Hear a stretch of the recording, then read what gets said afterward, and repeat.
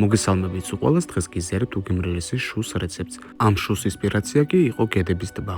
ეხლა კი დროა შევუდგეთ საქმეს, რადგან ძალიან გემრიელი რეცეპტი გველოდება წინ. პირველ რიგში მოვამზადოთ შტროიზელი. შტროიზელისთვის დაგვჭირდება ოთახის ტემპერატურის კარაქი და შაქარი. ავთქვიფოთ გაერთიანებამდეს. როგორც კი გაერთიანდება, დავუმატოთ კაცრილი ფქვილი და კვლავაც ავთქვიფოთ 2 წუთის განმავლობაში, სანამ არ გაერთიანდება მასა. მიღებული შტროიზელის სომი გადმოვიტანოთ საწყობ ქაღალდზე. მოვათესოთ მეორე საწყობი ქაღალდი და საფრთხელებლის დახმარებით გავიყვანოთ განში.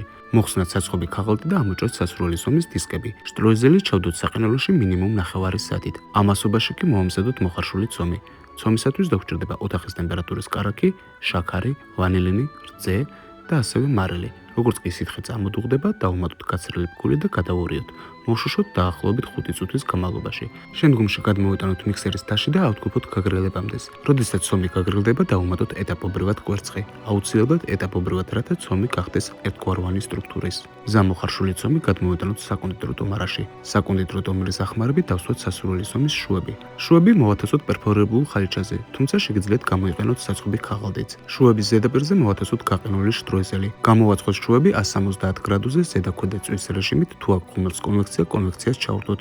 ვაწყობთ 35 წუთის განმავლობაში. სანამ შუები გაგრილდება, მოვამზადოთ მოხარშული კრემი. პირველ რიგში ჩავალბოთ სივწყალში ჟელატინი. დამბალი ჟელატინი დროებით გადავდოთ. თაში მოვათესოთ შაქარი, დავუმატოთ კვერცხის ფქვილი და ვანილინი. ავთქვიფოთ ყველაფერი გათეთრებამდე, დავუმატოთ სიმინდის სახამებელი და კვლავაც კარგად გადავურიოთ. კვერცხის მასაში დავუმატოთ პირველი ნაწილი რძე.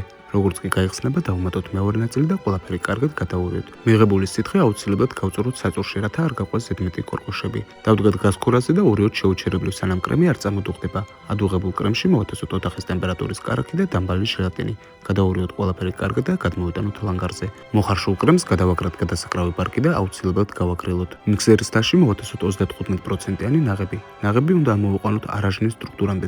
არავითარ შემთხვევაში ნაღები არ უნდა გადავთქვიფოთ, თორემ მივიღებთ კარაქს. ათქვეფილი ნაღები გადმოვიტანოთ სალკეთაში და დროებით გადავდოთ. იმავე მიქსერის თაში მოვათესოთ გაგრილებული მოხარშული კრემი. ავთქვიფოთ სათქვეფის დახმარებით.